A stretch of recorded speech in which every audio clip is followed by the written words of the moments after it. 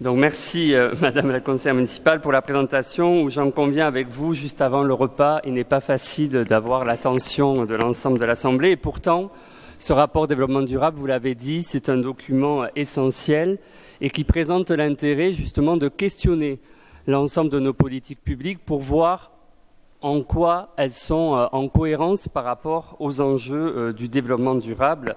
Et je vais y revenir, ça n'est pas forcément toujours le cas. Je remercie aussi les services qui ont fait un énorme travail.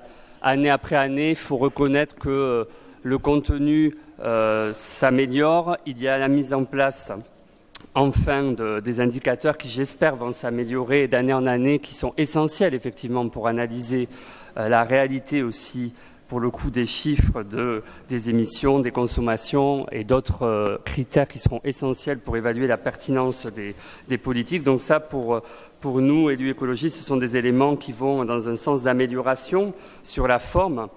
Pour autant, pour le fond, il est important de revenir, de notre point de vue, sur les 4 piliers essentiels qui permettent de répondre, selon nous, aux défis écologiques devant nous, à savoir les questions d'énergie, de transport, de nature et d'alimentation. Et de ce point de vue-là, nous constatons pour notre part qu'aujourd'hui, les actions mises en œuvre ne sont pas, pour certaines, suffisantes et pour d'autres, sont même inquiétantes pour l'avenir.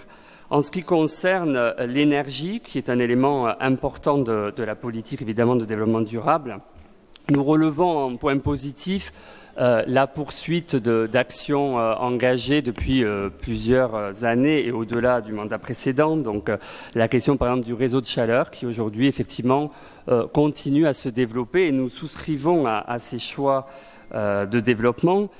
Juste une remarque parce que j'ai écouté avec attention, Monsieur le maire, votre conférence de presse de lundi dernier, lors de laquelle vous avez par contre exprimé que le réseau de chaleur issu effectivement de l'usine d'incinération faisait qu'aujourd'hui l'incinérateur n'était plus un incinérateur mais une usine de valorisation énergétique. Je m'inscris en faux avec cet élément parce qu'autant élus écologistes, nous soutenons la valorisation énergétique de l'usine d'incinération, autant ça ne doit pas nous exonérer dans les années à venir à chercher malgré tout à diminuer les tonnages d'incinération, l'incinération n'étant pas une orientation écologique et d'ailleurs la loi de transition énergétique interdit tout développement et toute construction de nouveaux incinérateurs et le réseau de chaleur présente cet intérêt justement au-delà de l'outil de pouvoir être utilisé par d'autres combustibles. Aujourd'hui, en grande partie, la valorisation énergétique de l'incinérateur, mais demain, nous l'espérons, par l'utilisation d'énergies renouvelables. Sur les énergies renouvelables, élément positif aussi, le développement de projets de développement d'énergie renouvelable qui se poursuit. Ça, c'est un élément positif, mais je rappelle que la dimension énergétique comporte 3 volets et 2 volets essentiels en plus du développement des énergies renouvelables qui sont absents de notre point de vue de votre politique aujourd'hui. C'est la réduction des consommations et les politiques d'efficacité énergétique. De ce point de vue-là, les résultats le montrent. Aujourd'hui, la consommation énergétique de la ville de Toulouse ne diminue pas et augmente, ce qui prouve bien qu'il n'y a pas aujourd'hui d'action engagée pour diminuer globalement les consommations d'énergie et nous regrettons par exemple que pour le favoriser, vous n'ayez pas engagé un grand plan de réhabilitation énergétique des bâtiments qui fait partie des propositions que nous portons depuis longtemps dans cette enceinte. Sur l'aspect nature ensuite, qui est un élément essentiel d'adaptation en l'occurrence au changement climatique, ça a été dit par Madame Toutu-Picard. Sur cet élément, aujourd'hui, vous affichez toujours cet objectif, cet engagement d'augmenter de 10% les espaces verts de la ville d'ici 2020.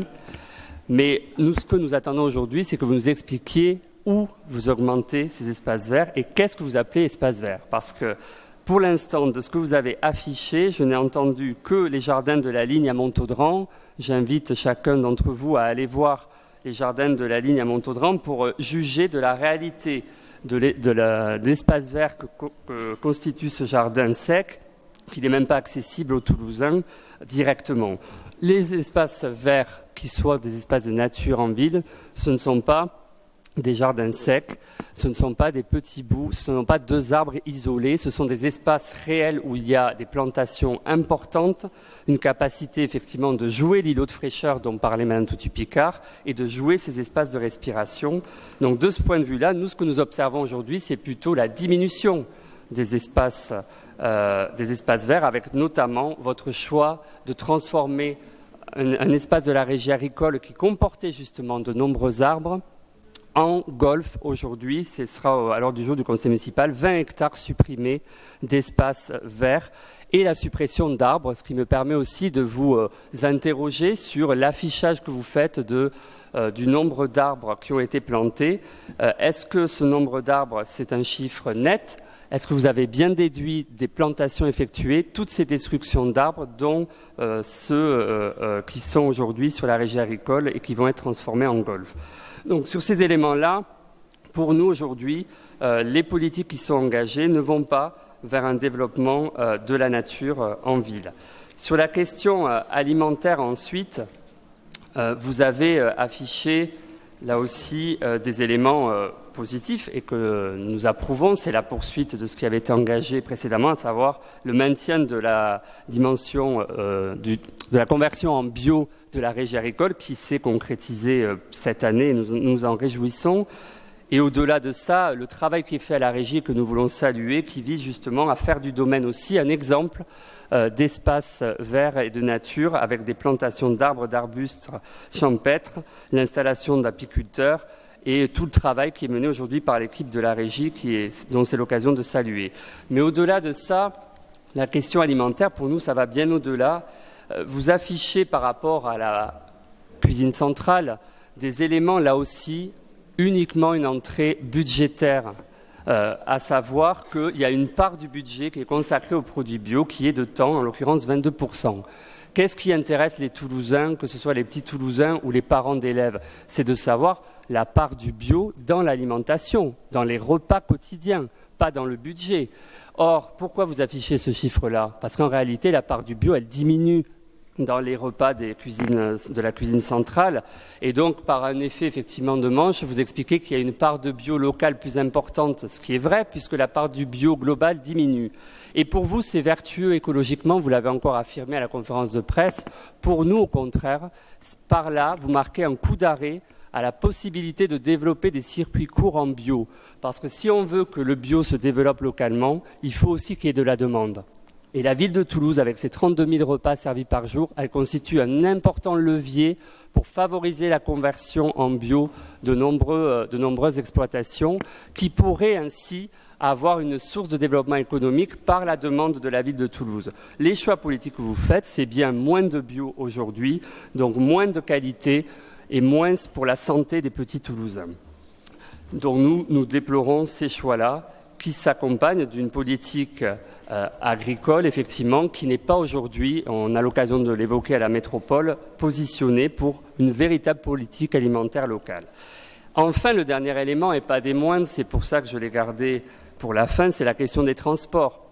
Parce que Mme Toutut-Picard l'a dit, c'est l'élément premier du diagnostic qui montre que la part d'émissions de gaz à effet de serre repose à 56% sur les transports. Donc, bien sûr, les transports sont, et les écologistes le disent tout le temps, la mère de toutes les politiques en termes de développement, en termes de diminution des gaz à effet de serre. Et de ce point de vue-là, c'est les choix que vous faites aujourd'hui qui nous entraînent vers, pour les 20 ans à venir, qui nous entraînent vers des conséquences qui auront un impact pour les 20-30 ans à venir. Et là, on est obligé de profiter du rapport développement durable pour rappeler que, de notre point de vue, le plan mobilité qui aujourd'hui est présenté et qui est soumis à enquête publique à laquelle nous avons participé, comme je l'ai dit lors de mon liminaire, aujourd'hui, cette politique transport, elle est à l'encontre des objectifs que se fixe le plan climat, air, énergie territoriale. Vous avez rappelé, Mme Toutut-Picard, que le nouveau plan climat, air, énergie territoriale a pour objectif de diminuer de 40% les gaz à effet de serre sur notre territoire. C'est un objectif extrêmement ambitieux auquel nous avons souscrit avec vous parce que nous pensons effectivement que nous devons relever ce défi pour permettre effectivement de pouvoir vivre bien et vivre mieux dans les années à venir. Pour autant, il faut que derrière les politiques structurantes soit suivi de ces objectifs-là. Et donc, qu'est-ce qu'on voit aujourd'hui? Le plan mobilité que vous nous avez présenté, Monsieur le maire et Monsieur le président de Tisséo, vous l'avez dit vous-même, donc c'est votre propos que je relate ici, il prévoit une augmentation de 9% des gaz à effet de serre. La question que je pose aujourd'hui clairement, c'est comment vous allez faire pour emmener le territoire vers une diminution de 40% des gaz à effet de serre, sachant que le levier le plus fort de 56% est sur les transports, si notre plan mobilité prévoit une augmentation de 9% de gaz à effet de serre.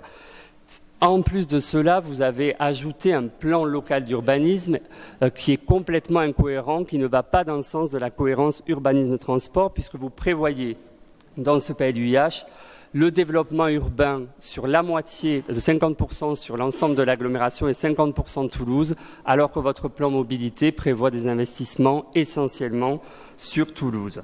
Donc vous allez continuer à développer l'étalement urbain, continuer à développer les bouchons qui font la une aujourd'hui du quotidien régional et sur lequel d'ailleurs il est intéressant de voir l'expression des usagers, des bouchons, et qui explique très bien qu'ils le subissent du fait de l'absence de transport en commun aujourd'hui par rapport à là où ils sont, de l'obligation d'aller effectivement habiter en périphérie pour des questions de coût de logement. Et le plan local d'urbanisme va accroître ces problématiques, va accroître les bouchons.